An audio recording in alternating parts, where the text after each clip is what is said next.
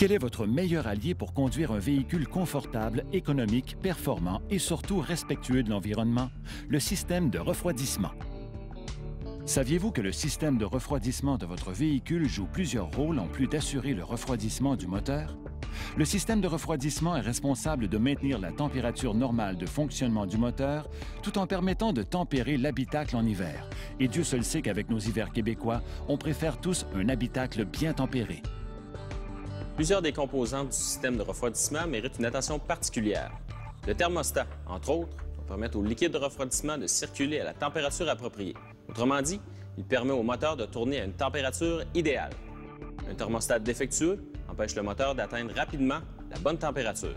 Dans ces conditions, le moteur n'arrive pas à assurer le chauffage adéquat de l'habitacle. Il consomme davantage de carburant et devient une source très importante de gaz nocifs pour l'environnement. En cette ère de conscientisation générale par rapport à la protection de l'environnement, c'est un pensez-y bien. Vous conduisez un véhicule de plus de 5 ans? Voici un bon conseil. Lorsque vous ferez remplacer le liquide de refroidissement de votre véhicule, songez aussi à faire remplacer le thermostat. Ce sera un investissement rentable. Et n'oubliez pas l'antigel. Faites vérifier sa qualité et surtout sa densité, parce que l'antigel est étroitement lié à l'efficacité du système de refroidissement. Lorsqu'il est trop dilué, l'antigel peut geler à des basses températures ou atteindre son point d'ébullition trop rapidement. Par contre, en trop forte concentration, l'antigel empêche l'échange de chaleur requis au bon fonctionnement du système de refroidissement.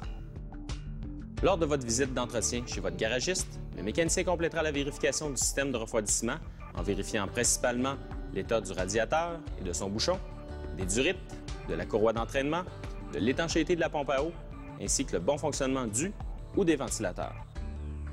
En bon automobiliste, n'oubliez pas de vérifier régulièrement le niveau du liquide de refroidissement. N'ayez pas froid aux yeux, ce n'est pas compliqué.